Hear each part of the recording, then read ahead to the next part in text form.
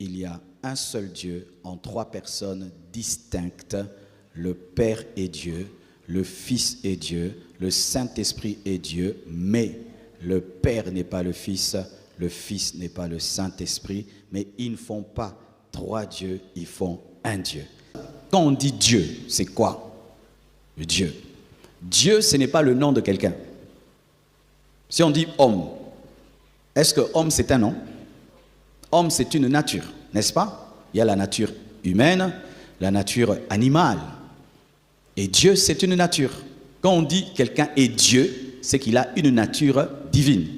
Et quand on dit Dieu majuscule, c'est qu'il a une nature divine avec D majuscule. Et quand on dit D minuscule, il y a aussi une nature pour ça. Alors quand on dit Dieu, ce n'est pas automatiquement le Père. Dieu c'est d'abord une nature. Mais c'est aussi le Père, mais Dieu c'est d'abord une nature. Quelle est cette nature? Une nature omnipotente, quelqu'un qui peut tout. Une nature omnisciente, quelqu'un qui connaît tout. Une nature omniprésente, quelqu'un qui est partout. Aussi, n'avoir ni commencement ni fin, mais être la source de tout.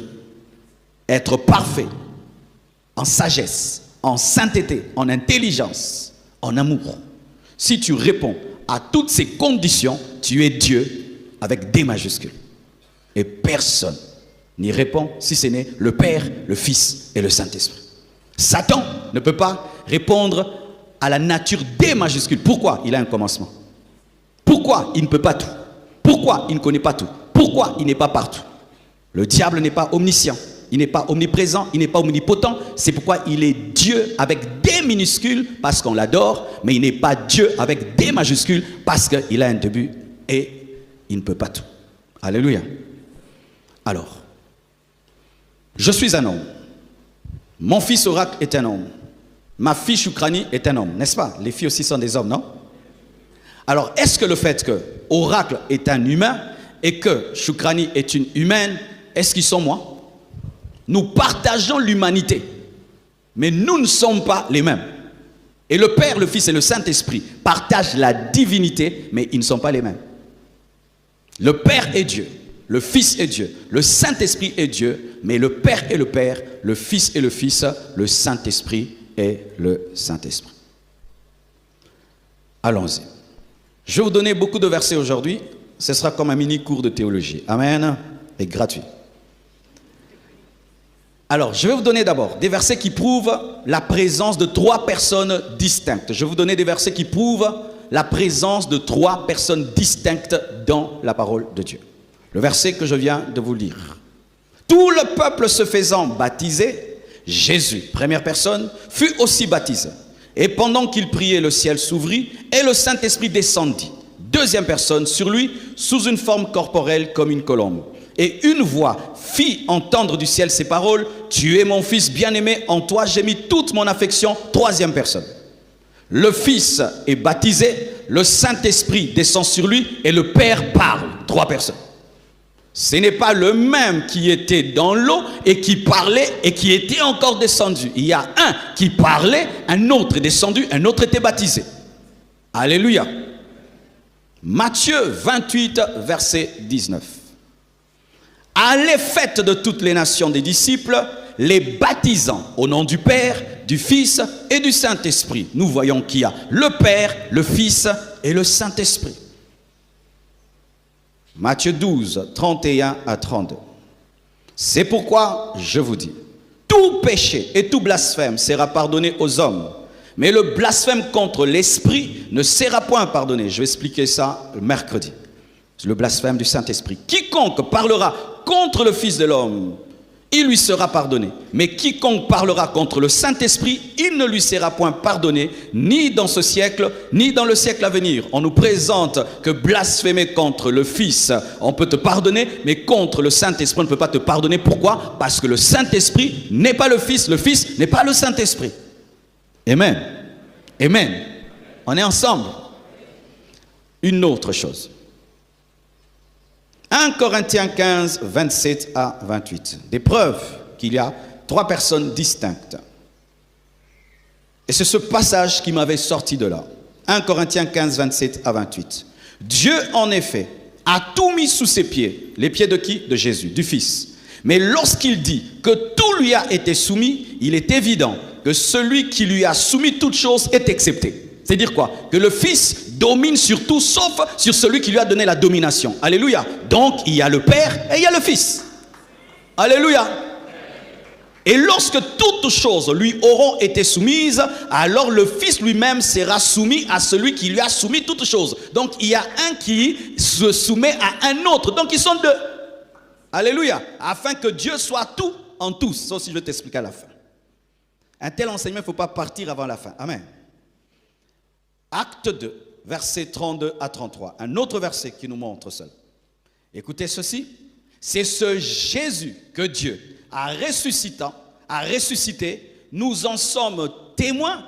Élevé par la droite de Dieu, a reçu du Père le Saint-Esprit qui avait été promis et il a répandu comme vous le voyez et l'entendez. Il y a un qui meurt, qui ressuscite, qui se tient à la droite d'un autre et qui répand le Saint-Esprit à un autre. Donc il y a le Père qui ressuscite le Fils et le Fils qui répand le Saint-Esprit. 3. Amen. Luc 23, verset 46. Jésus s'écria d'une voix forte, « Père, je remets mon esprit entre tes mains. » Et en disant ces paroles, il expira. Est-ce que quelqu'un peut remettre son esprit entre ses propres mains? Alléluia. Et nous voyons que Jésus priait. Est-ce que tu peux te prier toi-même? On ne prie que quelqu'un d'autre. Donc il y a le Père, il y a le Fils c'est le Fils, le Père c'est le Père, parce qu'on ne se prie pas soi-même. Alléluia. Il a remis son esprit entre les mains du Père, parce que le Fils est distinct du Père. Jean 1, verset 18. Personne n'a jamais vu Dieu. Le Fils unique qui est dans le sein du Père est celui qui l'a fait connaître. Le Fils est dans le Père. Alléluia. Il y a le Père, mais en qui il y a le Fils. Et le Fils fait connaître le Père en qui il est. Deux personnes distinctes. Alors, voici encore des versets qui présentent que le Fils est Dieu sans être le Père. Parce que certains, quand on dit que Jésus est Dieu, ah, vous avez dit qu'il est le Père. Non, Jésus est Dieu sans être le Père. Il est possible d'être Dieu sans être le Père. Je répète, il est possible d'être Dieu avec des majuscules sans être le Père. Il est possible au oracle d'être un humain sans être Papa Marcelo. C'est simple, non? Alléluia. Acte 2, versets 24, 34 à 35. Car David n'est point monté au ciel, mais il dit lui-même, le Seigneur a dit à mon Seigneur. Il y a combien de seigneurs? Le Seigneur dit à mon Seigneur. Le Seigneur c'est le Père, à mon Seigneur c'est le Fils. Assieds-toi à ma droite. Qui s'assied à la droite? C'est le Fils. Alléluia. Donc il y a deux Seigneurs. Le Père est Seigneur et le Fils est Seigneur, mais le Père n'est pas le Fils n'est pas le Père, parce qu'on ne s'assied pas à sa propre droite. Alléluia.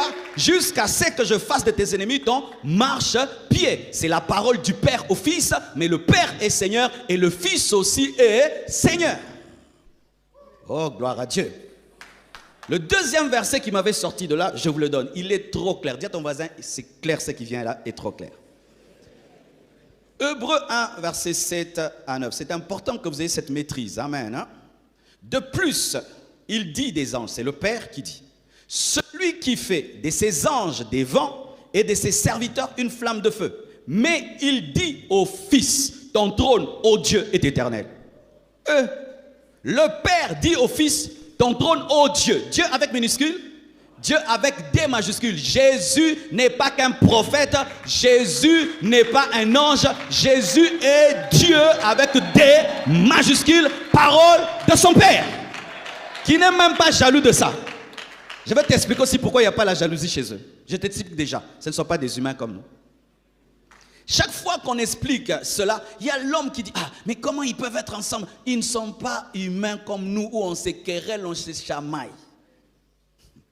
De plus, il dit des anges, celui qui fait des anges des vents et de ses serviteurs une flamme de feu.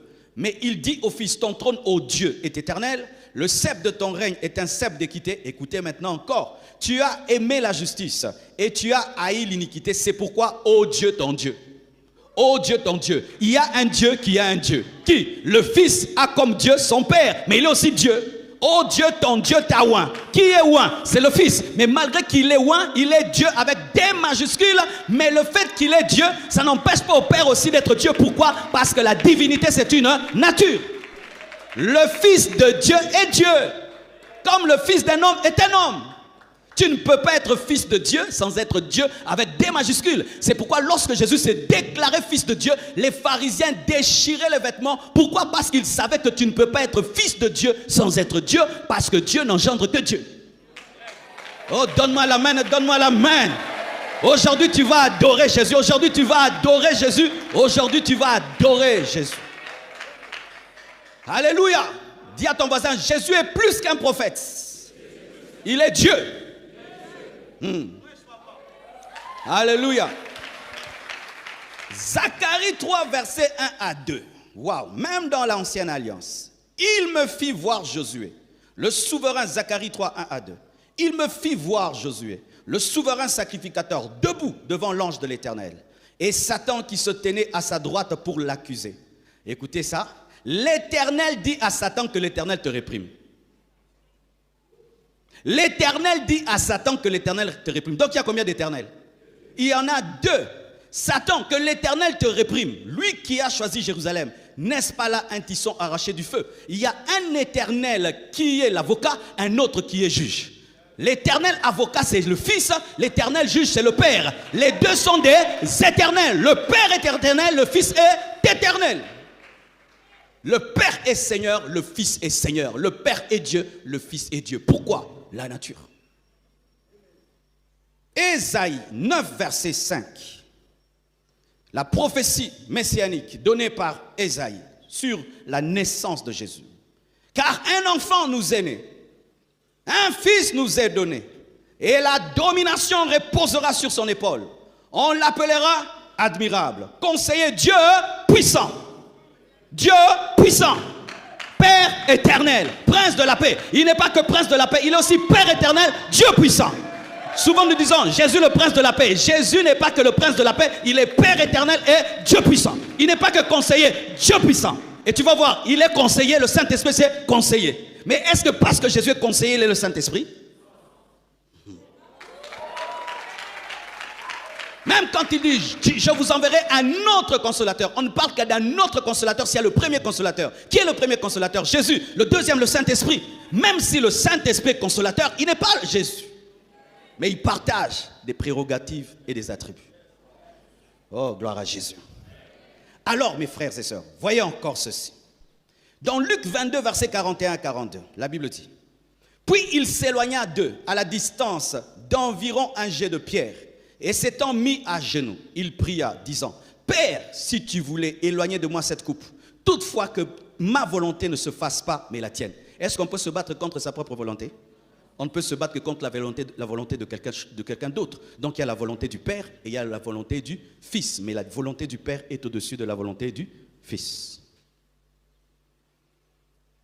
Jésus-Christ n'a jamais refusé l'adoration, prouvant qu'il est Dieu. Lorsqu'on voulait adorer les disciples, ils refusaient. Lorsqu'on voulait adorer les apôtres, ils refusaient. Ils ont même déchiré leurs vêtements. Lorsqu'on est venu, on les a appelés Jupiter. Ils ont refusé cela. Lorsque Jean a voulu adorer l'ange, l'ange a refusé. Il dit, ne le fais pas. Je suis un serviteur comme toi. Adore Dieu. Mais Jésus, quand on l'adorait, est-ce qu'il refusait? Jésus n'a jamais refusé. Pourquoi? Parce qu'il est digne de recevoir l'adoration. Il n'est pas, est-ce que je peux te choquer? Il n'est pas devenu digne de recevoir l'adoration quand il est mort et ressuscité, même avant. Même avant. Parce que Jésus n'est pas devenu Dieu en mourant et en ressuscitant. Mais il t'a sauvé en mourant et en ressuscitant, mais il était déjà Dieu avant de mourir et de ressusciter. Ah, donne-moi la main, donne-moi la main, donne-moi la main. Et je vais te le révéler rien qu'au début quand il est né. Qu'est-ce qui est arrivé quand il est né? Matthieu 22, verset 11. Ils entrèrent dans la maison, virent le petit enfant avec Marie, sa mère, se prosternèrent, dites se prosternèrent, et l'adorèrent. Ils ouvrirent ensuite leur trésor et lui offrirent en présent de l'or, de l'encens et de la myrrhe. Dès que Jésus est venu sur la terre, on l'a adoré. Bébé, on l'a adoré. Pourquoi? Même quand il était bébé, il était Dieu, avec des majuscules. Alléluia. Jésus n'est pas devenu Dieu. Il était Dieu même dans le ventre de Marie et même avant d'entrer dans le ventre de Marie. C'est pourquoi il dit qu'avant qu'Abraham ne soit, je suis. Je suis. Pas j'étais, je suis. Pourquoi? Il est au-delà du temps. Il est éternel. Frères et sœurs, Si c'était mal, cette étoile n'allait pas amener les mages là où se trouvait Jésus, parce qu'ils allaient commettre l'idolâtrie. Mais l'étoile les a conduits là pour qu'ils adorent et se prosternent. Alléluia. Et vous savez, Marie était une femme qui craignait Dieu, et Joseph. S'ils avaient vu les mages en train d'adorer Jésus et que Jésus n'était pas Dieu, ils allaient dire arrêtez, abomination, abomination. Parce que Joseph était de la tribu de Juda et Marie de la tribu de Lévi. Elle devait refuser. Mais si ils ont laissé faire, parce que c'était correct. Matthieu Zelengi, trop. Jean 20, verset 27 à 29. La Bible dit encore que Jésus ne refusait pas l'adoration. Ça, c'est après sa résurrection. Puis il dit à Thomas, avance ici, ton doigt, et regarde mes mains. Avance aussi ta main et mets-la dans mon côté et ne sois pas incrédule, mais crois. Thomas lui répondit, écoutez, mon Seigneur et mon Dieu. Avec minuscule? Avec majuscule. Jésus lui dit, parce que tu m'as vu, tu as cru. Heureux ceux qui n'ont pas vu et qui y ont cru. Il n'a pas dit, oh, ne le dis pas, alors que Dieu. Il dit non, tu crois seulement parce que il fallait croire ça avant, il fallait m'adorer avant. Alléluia. Il fallait m'adorer avant même que je ne ressuscite. Mais toi, tu attends que je ressuscite et que je te présente les marques pour que tu crois. Il fallait le faire avant. Jésus n'était pas contre cette adoration. Thomas a adoré Jésus. Jésus n'a pas refusé. Luc 24, versets 50 à 53. Toujours après la résurrection de Jésus. Luc 24, 50 à 53. Il est conduit jusque vers Béthanie. Et ayant levé les mains, il est béni. Pendant qu'il les bénissait, il se sépara d'eux et fut enlevé au ciel. Pour eux, après l'avoir adoré, dites adoré, ils retournèrent à Jérusalem avec une grande joie et ils étaient continuellement dans le temple louant et bénissant Dieu. Si ce qu'ils avaient fait était mal, le Saint-Esprit ne serait pas descendu sur des idolâtres. Alléluia. Parce qu'après ça, ils ont reçu le Saint-Esprit parce qu'ils ont adoré Jésus-Christ dans la chambre haute. Dans la chambre haute, on adorait Jésus, c'est pourquoi le Saint-Esprit est venu. Jésus n'a jamais refusé l'adoration quand il était sur la terre. Il n'a jamais refusé. Pourquoi? Parce qu'il est Dieu. Et quand tu es Dieu, tu es digne d'être adoré. Verset qui prouve que le Saint-Esprit est Dieu. Parce que la pasteur là, Jésus, je crois. Le Père, déjà, je croyais. Mais le Saint-Esprit, c'est une puissance. C'est pourquoi, regardez, voyez comment nous parlons du Saint-Esprit. On dit, Molimo Santu et Lobelinga, n'est-ce pas? On ne dit pas Molimo Santu et Lobelinga, on dit Molimo Santu à Lobelinga. Parce que Lobelinga, c'est dire qu'il est une chose, il est une puissance. Mais à Lobelinga, c'est dire qu'il est une personne. Le Saint-Esprit est une personne. Parce qu'il parle, parce qu'il a des émotions, parce qu'il enseigne. Le Saint-Esprit enseigne, une puissance n'enseigne pas. Le Saint-Esprit s'attriste, une puissance ne s'attriste pas. Le Saint-Esprit dirige, une puissance ne dirige pas. Alléluia. Le Saint-Esprit est une personne et une personne divine. La preuve. Acte 5, versets 3 à 4. Acte 5, 3 à 4. Pierre lui dit, Ananias, pourquoi Satan a-t-il rempli ton cœur au point que tu montes au Saint-Esprit? Au point que tu montes au Saint-Esprit. On ne ment pas à une puissance, on ment à une personne. Pierre savait que le Saint-Esprit était une personne. Et que tu aies retenu une partie du prix du champ. S'il n'eût pas été vendu, ne te resterait-il pas? Et après qu'il ait été vendu, le prix n'était-il pas à ta disposition? Comment as-tu pu mettre en ton cœur un pareil dessein? Ce n'est pas à des hommes que tu as menti, mais à Dieu. À Dieu. Mais il avait dit tu as menti au Saint-Esprit. Maintenant, il précise que le Saint-Esprit est Dieu. Tu n'as pas menti aux hommes, mais à Dieu. Mais pourquoi tu as menti au Saint-Esprit? Donc le Saint-Esprit est Dieu. Le Saint-Esprit est omnipotent. Le Saint-Esprit est omniprésent. Le Saint-Esprit est omniscient, donc il est Dieu avec des majuscules. Ainsi vous voyez que le Père est Dieu, le Fils est Dieu, le Saint-Esprit est Dieu, mais le Père est le Père, le Fils est le Fils, le Saint-Esprit est le Saint-Esprit. Un verset qui prouve la supériorité du Père sur le Fils. 1 Corinthiens 15, verset 27 à 28 que je vous ai donné. Dieu en effet a tout mis sous ses pieds, mais lorsqu'il dit que tout lui a été soumis, il est évident que celui qui lui a soumis toutes choses est excepté. Et lorsque toutes choses lui auront été soumises, alors le Fils lui-même sera soumis à celui qui lui a soumis toutes choses, afin que Dieu soit tout en tous. Le Père est supérieur au Fils. Mais même si le Père est supérieur au Fils, le Fils est Dieu. Je suis supérieur à Oracle, mais même si je suis supérieur à Oracle, Oracle est un humain. Ma supériorité sur Oracle n'enlève pas son humanité. Alléluia. encore, le Fils est supérieur au Saint-Esprit. Jean 16, versets 13 à 15. Ça, c'est l'organisation de la divinité. Quand le Consolateur sera venu, l'Esprit de vérité, il vous conduira dans toute la vérité, car il parlera, pas de lui-même, mais il dira tout ce qu'il aura entendu, et il vous annoncera les choses à venir. Écoutez, il me glorifiera. Alléluia, il ne se glorifiera pas, il me glorifiera parce qu'il prendra de ce qui est à moi et vous l'annoncera. Il glorifiera Jésus. Le Père est supérieur au Fils et le Fils est supérieur au Saint-Esprit. Le Père envoie le Fils envoie le Saint-Esprit et le Saint-Esprit nous envoie. C'est qu'on dit que Paul et Silas envoyés par le Saint-Esprit. Et moi aussi je t'envoie. Et toi aussi tu envoies. Acclame Jésus.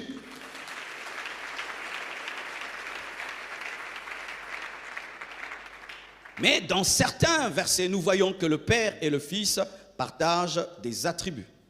Le Fils est appelé Père éternel, le Père aussi est appelé Père éternel dans Ésaïe 9, verset 5 que je vous ai donné. Le Fils est appelé éternel, le Père aussi est appelé éternel dans Zacharie 3, verset 2 que je vous ai donné. Le Père est créateur, le Fils aussi est créateur. Jean 1, verset 1 à 3. Au commencement était la parole, et la parole était avec Dieu. Et la parole était Dieu. Elle était au commencement avec Dieu. Toutes choses ont été faites par elle et rien de ce qui a été fait n'a été fait sans elle. Nous voyons, il y a le Dieu et il y a aussi un autre Dieu. Il y a Dieu, parole, et l'autre Dieu, à côté de qui est la parole. Alléluia. Mais les deux sont créateurs. Le Père est créateur, le Fils aussi est créateur. Le Père est Seigneur, le Fils aussi est Seigneur, comme on vous l'a donné dans Actes 2, verset 34.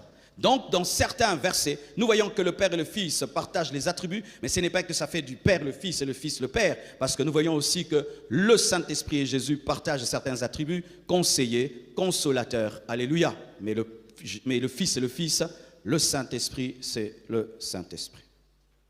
Malgré tout cela, ils sont unis. 1.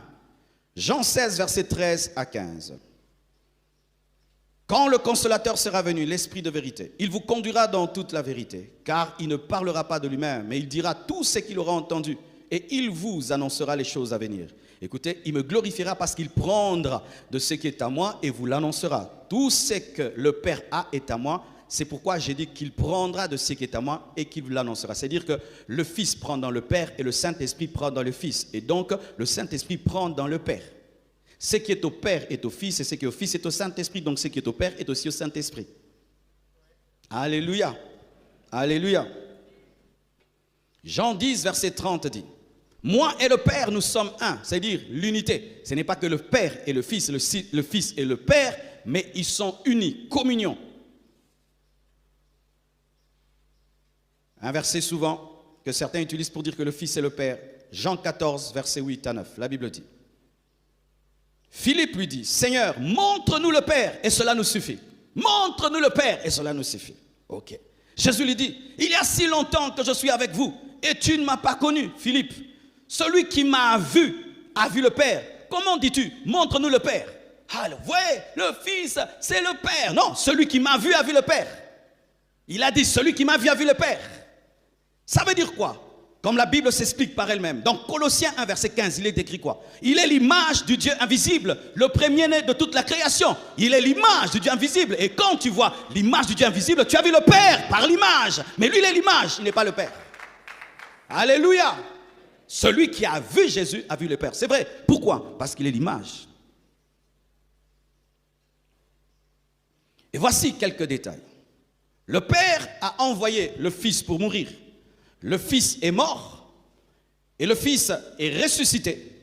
Et il a fait naître l'Église et il a confié son Église au Saint-Esprit qui l'amène à la maturité pour que le Fils revienne la prendre. Et quand le Fils va revenir la prendre, il va l'amener dans le millénium, il va l'amener dans la nouvelle Jérusalem céleste. Mais à la fin, toutes choses seront soumises au Père. Alléluia. C'est ça l'organisation de la divinité. Une chose que j'aimerais vraiment affirmer par rapport aux personnes qui disent « Ok, moi je crois que le Père est Dieu. Ok, je crois aussi au Saint-Esprit. Mais Jésus, non, Jésus, moi je ne crois pas. » Mes frères, j'aimerais affirmer une chose. Il n'y a pas le salut dans le Père. Il n'y a pas le salut dans le Saint-Esprit. Il y a le salut dans le Fils. Pourquoi? Parce que le Père, au lieu de te sauver, il a dit, je te sauve par mon Fils, et tu dois suivre le protocole du Père. Si je dis, désormais pour me voir, tu passes par oracle. Si tu refuses de passer par oracle, tu es un rebelle. Alléluia. Et Dieu a dit que c'est Jésus qui est le chemin, qui est la vérité et qui est la vie. Si tu ne passes pas par Jésus, tu ne peux être sauvé. Celui qui a le Fils a la vie, et celui qui n'a pas le Fils n'a pas la vie, et la colère du Père repose sur lui. La Bible dit, dans 1 Jean 5, verset 11, et voici ce témoignage, c'est que Dieu nous a donné la vie éternelle, et que cette vie est dans son Fils. La vie éternelle du Père est dans le Fils. Donc si tu n'as pas le Fils, tu n'as pas la vie. Vous pouvez être des millions et des millions, vous ne croyez pas ça, vous irez en enfer. L'Église doit affirmer ça. Nous ne pouvons pas comprendre d'autres chemins. Nous ne pouvons pas comprendre d'autres voies du salut. Il n'y a qu'une seule voie du salut. Le Fils, le Fils, le Fils, le Fils, le Fils, le Fils. Bien-aimé, en qui le Père a mis toute son affection, il a dit, écoutez-le. C'est l'investissement du Père. Alléluia. Celui qui a le Fils a la vie. Celui qui n'a pas le Fils de Dieu n'a pas la vie. Celui qui n'a pas Jésus n'a pas la vie. Celui qui n'a pas Jésus n'a pas la vie. Qu'il croie à tel prophète, à tel autre prophète, même si leur église a des milliards de personnes, celui qui n'a pas le Fils n'a pas la vie. Si pour toi, Jésus c'est seulement un prophète, tu es perdu. Si pour toi, Jésus ce n'est qu'un homme, tu es perdu. Tu es sauvé lorsque tu crois qu'il est Fils de Dieu, qu'il est mort, qu'il est ressuscité pour toi et qu'il a la vie éternelle à te donner. Donne-moi un amen. Oh, gloire à Jésus. Affirmez ça, confirmez ça. Redites ça et redites ça encore. Car si tu ne crois pas en Jésus-Christ comme Dieu, il ne peut te sauver. Car si tu ne crois pas en lui comme Dieu et tu crois qu'il n'est qu'un homme, il va te donner un salut humain. Pour qu'il te donne un salut divin, tu dois croire qu'il est Dieu. Afin que ce qu'il te donne dure dans l'éternité. Frère, ce n'est pas de la blague. Lorsque nous évangélisons, nous devons être affermis dans ce que nous croyons. Même si le monde entier dira le contraire, ça demeure la vérité. Parce que le monde entier peut se perdre. Oh, donne-moi l'amen. Il y a des gens qui disent, pasteur, toutes ces personnes-ci, toutes ces personnes-là, frère, le monde entier était détruit. Une seule famille était sauvée du déluge. Sodome et Gomorrhe détruite, une seule famille était sauvée. Dieu n'est pas dans le nombre, Dieu est dans la vérité. Et nous ne changerons pas la vérité, même si des foules remplies d'ignorance remplissent le stade, la vérité reste la vérité. Celui qui a le Fils a la vie, et celui qui n'a pas le Fils n'a pas la vie. C'est l'organisation de la divinité. Oh, moi je veux le Père. Et quand nous sommes allés en Israël, on a vu ça. Des hommes qui ne croient pas au Fils, qui ne croient pas au Saint-Esprit. Non, ils croient au Saint-Esprit. Et ils croient au Père, mais ils ne croient pas au Fils. Ils sont perdus. Pour que les Juifs soient sauvés, ils doivent croire que Jésus est le Fils de Dieu et qu'il est Dieu. Si le Juif ne croit pas que Jésus est le Fils de Dieu et qu'il est Dieu, il ne sera pas sauvé. Même s'il croit au Père et il croit au Saint-Esprit. C'est le protocole divin.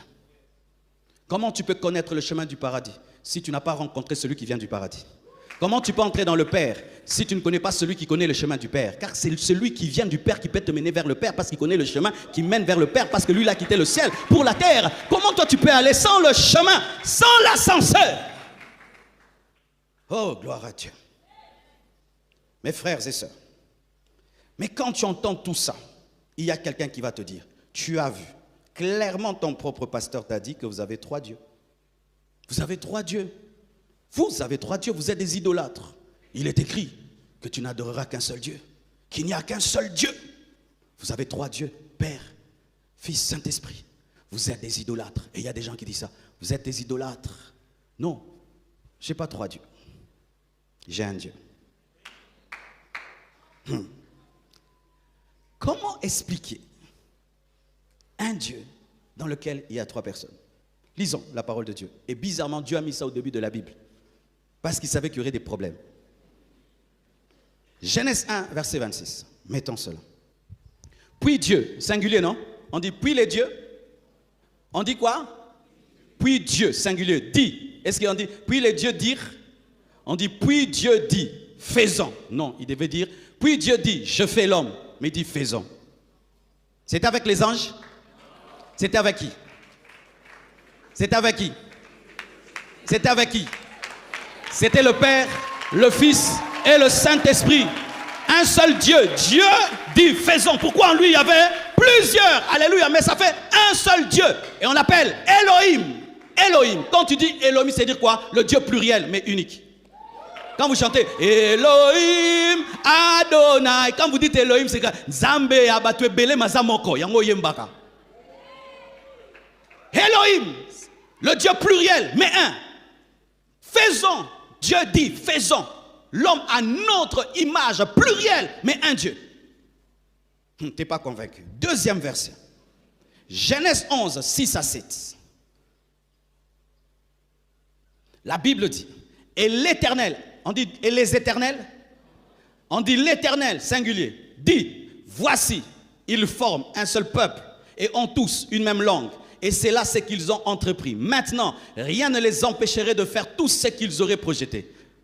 Allons, pluriel, descendons, pluriel, confondons, pluriel. Comment? C'était l'Éternel. Mais pourquoi il dit confondons, descendons? Pourquoi? Pluriel. Comment je peux me parler? Parce que dedans, nous sommes pluriels. Il y a 3 Marcelo ici. Il n'y a qu'un seul Marcelo qui te prêche. Mais j'ai un corps, j'ai une âme, j'ai un esprit. Créons l'homme à notre image et à notre ressemblance. Ton esprit, c'est le Père. Ton âme, le Saint-Esprit. Ton corps, c'est le Fils qu'on peut voir, qu'on peut toucher, qu'on peut crucifier. Donne-moi la main. Il y a combien de lumières ici? Plusieurs.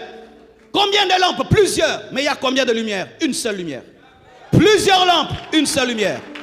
3 lampes te donneront une seule lumière. Le Père, le Fils et le Saint-Esprit. Un seul Dieu. L'Éternel. Dieu dit, créons. Donne-moi les paniers là, je vais expliquer les paniers. 3 paniers seulement, 3 paniers. Rapidement, gérez l'onction frère, gérez l'onction.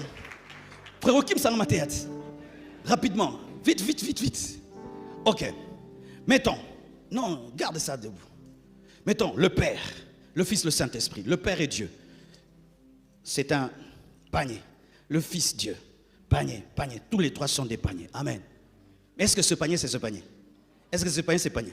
Même si ça ressemble, est-ce que c'est le même panier? Maintenant, le Fils est dans le Père et le Saint-Esprit est dans le Fils. Un seul, Elohim, un seul. Mais dedans, il y a 3, mais un seul. Tu n'es pas un idolâtre, mais tu pries un Dieu tellement profond que c'est difficile de le comprendre avec la tête. C'est pourquoi tu as des maux de tête. C'est pourquoi tu as des maux de tête. On ne comprend pas Dieu avec le cerveau. On le comprend avec l'esprit. C'est pourquoi tu as des maux de tête. Va t'agenouiller, lis ta Bible, tes yeux s'ouvriront. Donne-moi la main. Quand j'étais un enfant, je réfléchissais. Avant Dieu, c'était qui? Qui a créé Dieu? Avant Dieu. Et puis j'avais des maux de tête. Des maux de tête. Je sens que je vais devenir fou. Je viens de devenir fou. Et avant Dieu, de Dieu. Mais avant Dieu, il y a Dieu. Parce qu'il n'y a pas d'avant Dieu. Et il n'y a pas d'après Dieu. Il est, il sera et il est toujours parce qu'il est toujours je suis. Pour toi, tu es dans le temps, mais Dieu n'a jamais été dans le temps. Le temps existe pour toi, mais Dieu est hors du temps, mais il crée le temps et il entre dans le temps pour toi, mais il est en dehors du temps. Hey, comment tu peux comprendre de telles choses? C'est ça passe. Mais tu auras la révélation par le Saint-Esprit. C'est pourquoi des choses que les Sadducéens n'avaient pas compris, les scribes n'avaient pas comprises, mais il y avait des pêcheurs de poissons qui les comprenaient. Pourquoi? Dieu leur avait fait trouver grâce. Pierre, lorsqu'il a révélé que Jésus était le Christ, il a dit, ce n'est ni la chair ni le sang qui t'ont révélé ces choses. Frères, sœurs, demeure dans cela et défends cela.